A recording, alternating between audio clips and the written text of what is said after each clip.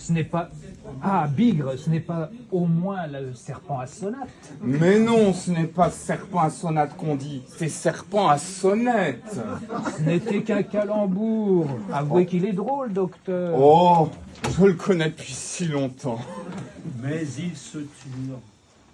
Sous l'agitation des trémolos de violon qui la protégeaient de leur tenue frémissante à 2 octaves de là, et comme dans un pays de montagne, derrière l'immobilité apparente et vertigineuse d'une cascade, on aperçoit, 200 pieds plus bas, la forme minuscule d'une promeneuse. La petite phrase venait d'apparaître, lointaine, gracieuse, protégée par le long déferlement du rideau transparent, incessant et sonore. Et Swann, en son cœur, s'adressa à elle comme à une confidente de son amour, comme à une amie d'Odette, qui devrait bien lui dire de ne pas faire attention à ce forche Brichot bas. Ah, nous avons eu un Brichot incomparable, d'une éloquence. Mais il est parti. N'est-ce pas, monsieur Swann? Je crois que c'est la première fois que vous vous rencontriez avec lui. N'est-ce pas, il a été délicieux, notre Brichot. Swann s'incline poliment. Non? Il ne vous a pas intéressé? Mais si, madame, beaucoup, j'ai été ravi. Il est peut-être un peu péremptoire et un peu jovial pour mon goût. Je lui voudrais parfois un peu d'hésitation et de douceur, mais on sent qu'il a tant de choses, qu'il sait tant de choses et a l'air si d'un bien brave homme. Tout le monde se retire fort tard. Cottard à sa femme. J'ai rarement vu Madame Verdurin aussi en verve que ce soir. Forcheville au peintre. Qu'est-ce que c'est exactement que cette Madame Verdurin? Un demi-castor? Swann à Odette. Je peux rentrer chez toi? Bien entendu.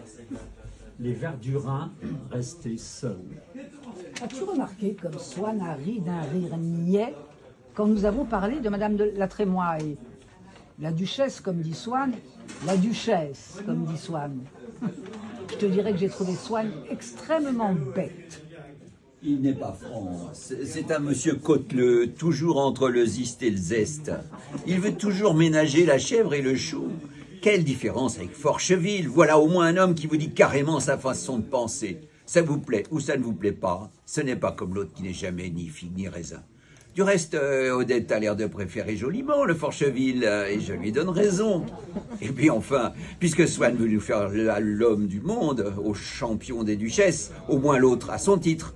Il est toujours comte de Forcheville. Je te dirais qu'il a cru devoir lancer contre Brichot quelques insinuations venimeuses et assez ridicules.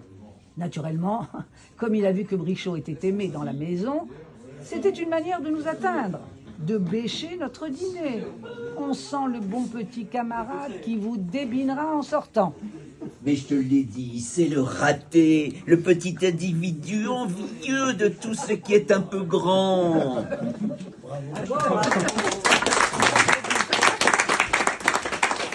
C'est pas mal. Hein. Ah, non, vous avez entendu? Parce que alors là, pour les prochains, est-ce qu'on se lève? Ah oui, alors est-ce qu'on se lève? C'est-à-dire que ceux qui sont sur la banquette, c'est pas facile. Hein.